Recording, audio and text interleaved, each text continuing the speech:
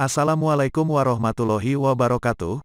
Pada kesempatan kali ini, kita akan belajar materi pendidikan agama Islam dan budi pekerti bab 9 kelas 9, yaitu, mengasah pribadi yang unggul dengan tata krama, santun, dan malu. 1. Tata krama. Tata krama merupakan norma-norma pergaulan yang berkaitan dengan kebiasaan dalam bertindak maupun bertutur kata yang berlaku atau disepakati dalam lingkungan pergaulan antar manusia setempat. Norma-norma dalam pergaulan ini menjadi penting untuk dipahami agar terjalin hubungan yang baik dan harmonis di dalam lingkungan pergaulan. Tata krama mengandung nilai-nilai yang berlaku khusus pada daerah tertentu. Oleh karena itu, sangat mungkin tata krama satu daerah akan berbeda dengan daerah lain. Meskipun demikian, maksud dan tujuan adanya tata krama semuanya dalam rangka mewujudkan hubungan yang harmonis dan rasa tenteram di dalam kehidupan bermasyarakat. Melalui tata krama, dimaksudkan agar seluruh lapisan anggota masyarakat akan merasa nyaman. Dengan tata krama, orang yang lebih muda dapat menghargai yang lebih tua. Demikian sebaliknya orang yang lebih tua dapat menyayangi yang lebih muda. Rasa menghormati, menghargai, dan menyayangi tersebut kemudian tercermin dalam perilaku, penampilan, dan perkataan yang diterapkan dalam kehidupan sehari-hari. Rasulullah Shallallahu Alaihi Wasallam bersabda, قال ابن السرح عن النبي صلى الله عليه وسلم قال من لم يرحم صغيرنا ويعرف حق كيرنا فليس منا رواه أبو داود. Artinya, Ibnu Sar berkata, dari Nabi Shallallahu Alaihi Wasallam beliau bersabda, siapa yang tidak menyayangi orang yang kecil di antara kami dan tidak mengerti hak orang yang lebih besar di antara kami, maka ia bukan dari golongan kami. Hadits riwayat Abu Dawud. Dalam kehidupan sehari-hari, sering disebut kata etika. Etika memiliki makna yang sama dengan tata krama. Etika artinya norma-norma, nilai-nilai moral, kaidah-kaidah dan ukuran-ukuran bagi tingkah laku manusia yang baik. Etika adalah aturan perilaku, adat kebiasaan manusia dalam pergaulan antar sesama. Pergaulan hidup di masyarakat harus berdasarkan etika dan tata krama yang berlaku. Etika dan tata krama pergaulan ini harus dipegang teguh supaya kepentingan setiap anggota masyarakat tidak terganggu. Terganggunya kepentingan masyarakat ini akan memicu konflik bahkan perpecahan. Tata krama atau etika dapat diterapkan dalam kehidupan sehari-hari pada berbagai tempat dan situasi, seperti dalam bergaul di sekolah, di rumah, di masyarakat, bahkan di media sosial. Secara lebih rinci, tata krama meliputi tata krama dalam berkomunikasi lisan maupun tulisan, dalam bersikap, dan dalam berpakaian. Pertama, tata krama dalam berkomunikasi lisan. Tata krama dalam berkomunikasi lisan sangat penting untuk diterapkan dalam kehidupan sehari-hari. Dalam berhubungan dengan orang lain, hampir pasti melibatkan komunikasi lisan, baik bertatap muka langsung, maupun menggunakan alat komunikasi. Cara berkomunikasi lisan dapat menjadi cerminan kepribadian seseorang. Tata krama dalam komunikasi lisan juga dapat memengaruhi suasana pergaulan. Berikut ini contoh-contoh tata krama dalam berkomunikasi lisan. 1. Berbahasa yang baik dan sopan, memilih kata-kata dan kalimat yang tepat, dan menghindari kata-kata yang kotor dan menyinggung perasaan lawan bicara. 2. Ketika berbicara dengan orang yang lebih tua atau yang dituakan, hendaknya menjaga pandangan mata dengan cara agak sedikit ditundukkan. Demikian pula merendahkan volume suara dari lisan kita. 3. Di beberapa daerah, berlaku ketentuan tidak boleh memosisikan diri lebih tinggi dari lawan bicara. 4. Memperhatikan dan mengarahkan pandangan kepada lawan bicara dengan sopan. 5. Tidak mendominasi pembicaraan, menjadi pendengar yang baik dengan memberi kesempatan kepada lawan bicara untuk bicara. 6. Tidak memotong pembicaraan lawan bicara. 7. Tidak berbicara sambil berkacak pinggang atau menunjuk-nunjuk ke arah lawan bicara. 8. Ketika dalam posisi bertiga, tidak berbicara dengan bahasa yang tidak dimengerti oleh salah satu orang dari mereka. Tidak boleh berbisik-bisik berdua tanpa memperdulikan teman yang lain. 9. Menghindari bergurau yang berlebihan dan tertawa terbahak-bahak. 10. Ketika memulai berbicara dengan alat komunikasi, ucapkan salam, mengenalkan diri, dan memastikan bahwa lawan bicara adalah orang yang kita maksud. Pada saat pembicaraan akan berakhir, maka mengucapkan terima kasih, menutup pembicaraan, dan mengucap salam. Kedua, tata krama berkomunikasi di media sosial. Sama halnya ketika berkomunikasi di dunia nyata, berkomunikasi di dunia maya pun harus mengedepankan sopan santun dan tata krama. Khususnya jika kita berkomunikasi dengan orang lain di jejaring sosial, tata krama dalam hal apapun harus tetap diutamakan, seperti pada memasang status atau tweet, chatting, posting foto, video, link, note, tagging, follow, dan memilih profil picture. Tata krama di dunia maya dapat membuat aktivitas sosial di dunia maya akan menjadi lebih nyaman karena adanya rasa saling menghargai dan menghormati di antara pengguna layanan jejaring sosial. Setiap pengguna layanan media sosial mempunyai hak dan privasinya dan layak untuk dihargai serta dihormati. Oleh karenanya, pilihlah kata-kata dan kalimat yang baik ketika menggunakan media sosial. Ketika mengunggah gambar atau sejenisnya, pilihlah gambar yang baik, dan tidak menyinggung perasaan orang lain. Ketiga, tata krama dalam bersikap. Tata krama dalam bersikap juga sangat penting untuk diterapkan dalam kehidupan sehari-hari. Bersikap menyangkut tata cara menggunakan dan memosisikan bagian-bagian tubuh kita saat berinteraksi dengan orang lain. Meskipun tidak menggunakan kata-kata, sikap yang kita tunjukkan merupakan bahasa tubuh yang dapat ditangkap maknanya oleh orang lain.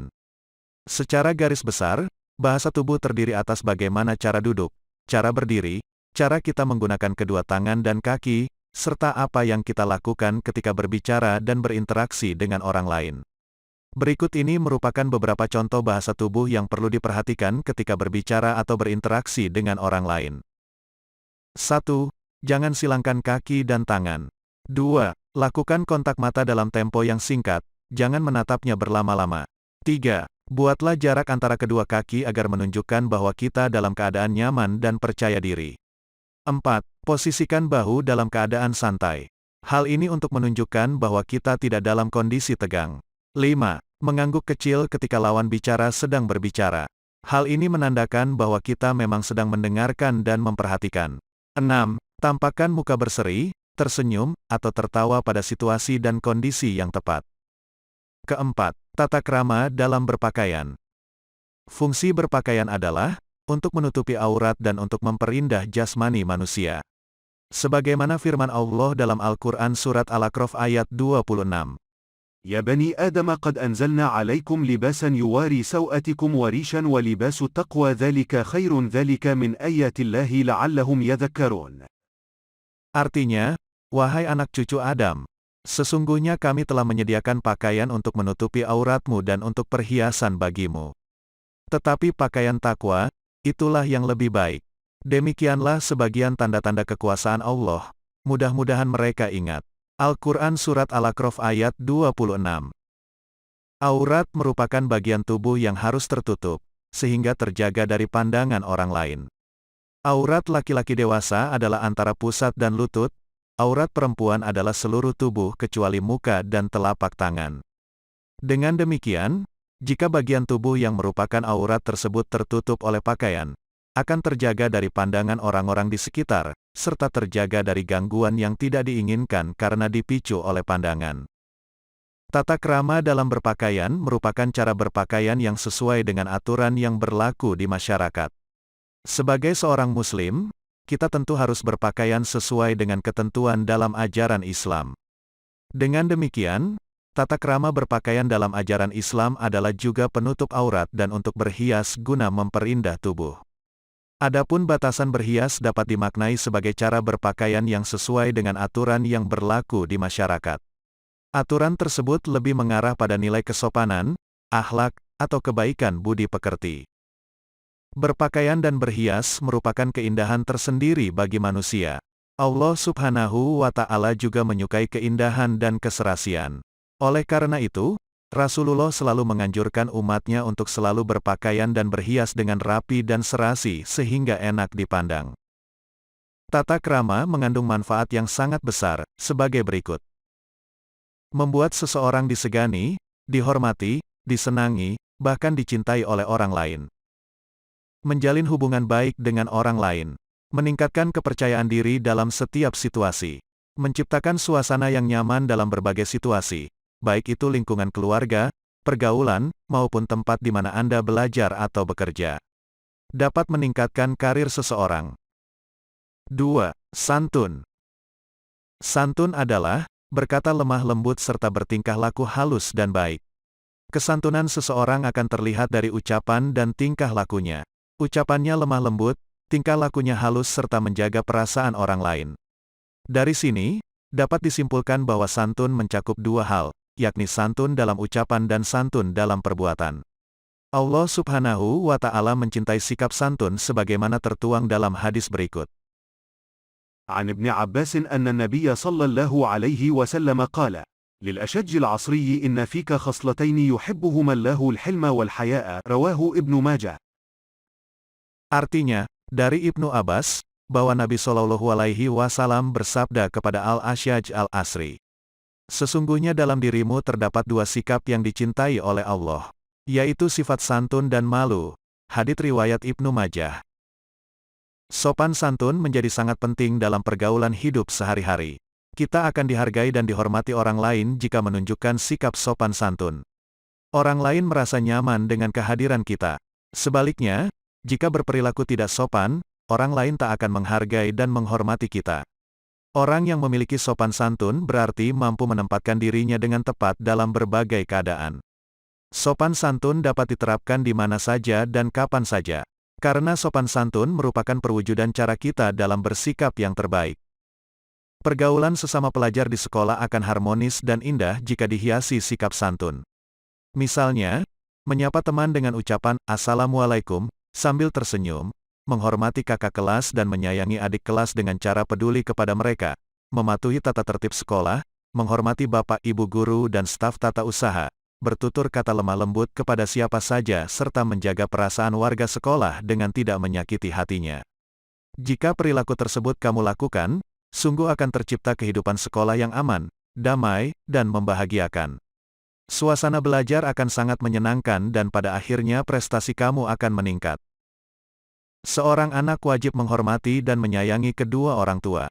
Bentuk hormat dan sayang kita kepada orang tua, di antaranya dengan bertutur kata santun kepada keduanya. Semua nasihat orang tua harus ditaati sepenuh hati karena mereka telah merawat dan mendidik kita sejak kecil. Terlebih seorang ibu, sungguh jasanya tak ternilai. Mulai dari mengandung, melahirkan, merawat, dan membesarkan anak-anaknya dengan penuh kasih sayang. Demikian pula seorang ayah, bekerja keras mencari nafkah demi kelangsungan hidup keluarga. Ingatlah, bahwa kerelaan atau ridho Allah Subhanahu wa Ta'ala adalah ridho orang tua. Oleh karena itu, sikap santun harus kita tunjukkan untuk menghormati keduanya. Jika di rumah kamu memiliki pembantu, apakah ia juga harus diperlakukan dengan santun? Seorang pembantu juga harus diperlakukan dengan santun. Sikap sopan dan santun juga harus ditunjukkan dalam pergaulan di masyarakat. Sebagai makhluk sosial, kita selalu membutuhkan orang lain. Oleh karena itu, orang lain harus diperlakukan dengan baik. Orang lain yang dimaksud di sini adalah sahabat, teman, dan tetangga. Khusus terhadap tetangga, Rasulullah Shallallahu Alaihi Wasallam mengajarkan kepada kita untuk memuliakan mereka. Ketika keluarga kita sedang kesusahan, tetanggalah yang akan membantu kita. Kita hormati serta laksanakan hak dan kewajiban tetangga. Jangan kita sakiti mereka dengan tingkah laku buruk dan perkataan kotor. Allah Subhanahu wa Ta'ala memerintahkan agar bertutur kata yang baik kepada sesama manusia, sebagaimana firman-Nya dalam Al-Quran Surat Al-Baqarah ayat 83. وَإِذْ أَخَذْنَا مِيثَاقَ بَنِي إِسْرَائِيلَ لَا تَعْبُدُونَ إِلَّا اللَّهَ وَبِالْوَالِدَيْنِ إِحْسَانًا وَذِي الْقُرْبَى وَالْيَتَامَى وَالْمَسَاكِينِ وَقُولُوا لِلنَّاسِ حُسْنًا وَأَقِيمُوا الصَّلَاةَ وَآتُوا الزَّكَاةَ ثُمَّ تَوَلَّيْتُمْ إِلَّا قَلِيلًا مِنْكُمْ وَأَنْتُمْ مُعْرِضُونَ. Artinya, dan ingatlah, ketika kami mengambil janji dari Bani Israel, janganlah kamu menyembah selain Allah, dan berbuat baiklah kepada kedua orang tua, kerabat, anak-anak yatim, dan orang-orang miskin. Dan bertutur katalah yang baik kepada manusia, laksanakanlah salat dan tunaikanlah zakat. Tetapi kemudian kamu berpaling, mengingkari, kecuali sebagian kecil dari kamu, dan kamu masih menjadi pembangkang. Al-Quran Surat Al-Baqarah ayat 83. Melalui ayat tersebut, Allah Subhanahu wa Ta'ala memerintahkan kepada kita untuk bertutur kata yang baik kepada manusia. Teman, kerabat, keluarga, bapak ibu guru, dan orang tua wajib diperlakukan dengan baik. Berkata dan berperilaku santun kepada mereka akan membuat harga diri kita meningkat. Kita akan dihargai dan dihormati ketika kita juga menghormati orang lain. Ibarat sedang bercermin, ketika kita tersenyum, bayangan yang ada di cermin akan tersenyum kepada kita. Sebaliknya, kalau kita cemberut, bayangan yang ada di cermin juga akan cemberut kepada kita. Sejatinya, kalau kita bersikap baik kepada orang lain, sesungguhnya perbuatan baik itu akan kembali kepada diri kita sendiri. Sebaliknya, ketika kita bersikap buruk kepada orang lain, sesungguhnya perbuatan itu akan kembali kepada diri sendiri. Banyak peristiwa perkelahian dipicu oleh perkataan kotor dan saling menghina. Jika ada orang mengejek dan menghina kita, sebaiknya kita menahan diri. Kita sikapi dengan bijaksana, sabar dan penuh kehati-hatian. Jika kita terpancing oleh amarah, kita akan rugi. Hidup menjadi tidak nyaman, khawatir dan gelisah akan menghampiri kita. Banyak manfaat yang bisa diperoleh dari sikap santun, di antaranya, sebagai berikut. Pertama, mudah diterima oleh orang lain. Sikap santun akan menjadikan seseorang disenangi orang lain sehingga mudah diterima oleh orang lain. Kedua, menunjang kesuksesan. Banyak pengusaha sukses ditunjang oleh sikap santun yang ditunjukkannya. Pembeli, pelanggan, karyawan dan rekan sejawat akan senang bergaul dengannya. Relasinya bertambah banyak sehingga akan menambah kesuksesannya. Ketiga, dicintai Allah Subhanahu wa Ta'ala dan Rasul-Nya. Allah Subhanahu wa Ta'ala mencintai hambanya yang memiliki sikap santun. Rasulullah Shallallahu Alaihi Wasallam juga demikian. Bahkan beliau juga memiliki sikap lemah lembut dan santun yang luar biasa. 3. Malu. Malu adalah menahan diri dari perbuatan jelek, kotor, tercela, dan hina. Sifat malu itu terkadang merupakan sifat bawaan dan juga bisa merupakan hasil latihan. Namun demikian, untuk menumbuhkan rasa malu, perlu usaha, niat, ilmu serta pembiasaan. Rasa malu merupakan bagian dari iman karena dapat mendorong seseorang untuk melakukan kebaikan dan mencegahnya dari kemaksiatan. Mari kita perhatikan hadis berikut ini. عن أبي هريرة رضي الله عنه عن النبي صلى الله عليه وسلم قال الإيمان بضع وسبعون شعبة والحياء شعبة من الإيمان رواه مسلم. Artinya, dari Abu Hurairah dari Nabi Shallallahu Alaihi Wasallam, beliau bersabda, iman adalah pokoknya, cabangnya ada 70 lebih, dan malu termasuk cabangnya iman, hadits riwayat Muslim. Hadis tersebut menegaskan bahwa malu merupakan salah satu cabang iman. Seseorang malu untuk mencuri jika ia beriman, malu berdusta jika ia beriman. Seorang wanita malu membuka atau menunjukkan auratnya jika ia beriman. Jika sifat malu berkurang dan mulai luntur, pertahanan diri dalam menghadapi godaan nafsu mulai menipis. Malu merupakan salah satu benteng pertahanan seseorang dalam menghindari perbuatan maksiat. Malu juga merupakan faktor pendorong bagi seseorang untuk melakukan kebaikan. Selama rasa malu masih terpelihara dengan baik, seseorang akan hidup dalam kebaikan. Ia akan memiliki kekuatan dalam berbuat kebaikan dan menolak kemaksiatan. Seorang pejabat yang memiliki rasa malu akan melaksanakan tugasnya dengan penuh tanggung jawab dan bebas dari korupsi. Seorang pelajar akan percaya diri dalam mengerjakan soal ulangan tanpa menyontek karena didasari rasa malu. Seorang pedagang akan malu berbuat curang karena merasa dilihat Allah Subhanahu wa Ta'ala. Seorang polisi akan malu menerima suap dari pelanggar rambu lalu lintas. Aparat penegak hukum seperti hakim dan jaksa akan malu menerima suap dari tersangka karena ia takut azab dari Allah Subhanahu wa Ta'ala. Seorang pria dan wanita akan berpakaian menutup aurat karena menjaga harga diri dan kehormatannya. Mereka semua terhindar dari perbuatan dosa dan maksiat karena adanya rasa malu dalam diri mereka. Sebaliknya, apabila seseorang tidak lagi memiliki rasa malu, ia akan hidup dalam keburukan. Begitu hilang rasa malunya, hilang pula kepribadiannya sebagai seorang muslim. Ia akan terbiasa berbuat dosa, baik sembunyi-sembunyi maupun terang-terangan. Jika seorang pria maupun wanita tidak punya rasa malu, ia akan mengumbar auratnya. Seorang pejabat yang tidak punya rasa malu akan menggunakan kekuasaannya untuk menindas rakyat guna memperkaya diri. Seorang pedagang yang tidak punya rasa malu akan membohongi pembelinya, barang jelek dikatakan bagus, barang murah dikatakan mahal. Jika seorang pelajar tidak punya sifat malu, ia dengan mudahnya berkata kotor, menyontek, memperolok-olok teman sendiri. Sungguh, dengan tidak adanya rasa malu, bencana moral dan kerusakan akhlak akan merajalela. Wahai generasi muda Islam yang cerdas, ketahuilah bahwa malu bukan berarti tidak percaya diri, minder atau merasa rendah diri. Misalnya, seseorang malu berjilbab karena takut diejek teman-temannya, atau malu karena mendapat giliran maju presentasi di depan kelas. Terhadap hal-hal yang baik dan positif, kamu tidak boleh malu. Malu seperti itu tidaklah tepat. Rasa malu haruslah dilandasi karena Allah Subhanahu wa Ta'ala, bukan karena selainnya. Pada saat kita malu berbuat sesuatu, tanyalah kepada hati kita, apakah malu ini karena Allah Subhanahu wa Ta'ala atau bukan? Jika bukan karena Allah Subhanahu wa Ta'ala, bisa jadi hal itu adalah sifat malas, minder, atau rendah diri. Sifat malas, minder atau rendah diri merupakan perilaku tercela yang harus dihindari. Malu berasal dari keimanan dan pengakuan akan keagungan Allah Subhanahu wa Ta'ala. Rasa malu akan muncul jika kita beriman dan menghayati betul bahwa Allah Subhanahu wa Ta'ala itu Maha Kuasa atas segala sesuatu. Allah Subhanahu wa Ta'ala Maha melihat, Maha mengetahui dan Maha mendengar. Tidak ada yang bisa kita sembunyikan dari Allah Subhanahu wa Ta'ala. Semua aktivitas badan, pikiran, dan hati kita semua diketahui oleh Allah Subhanahu wa Ta'ala.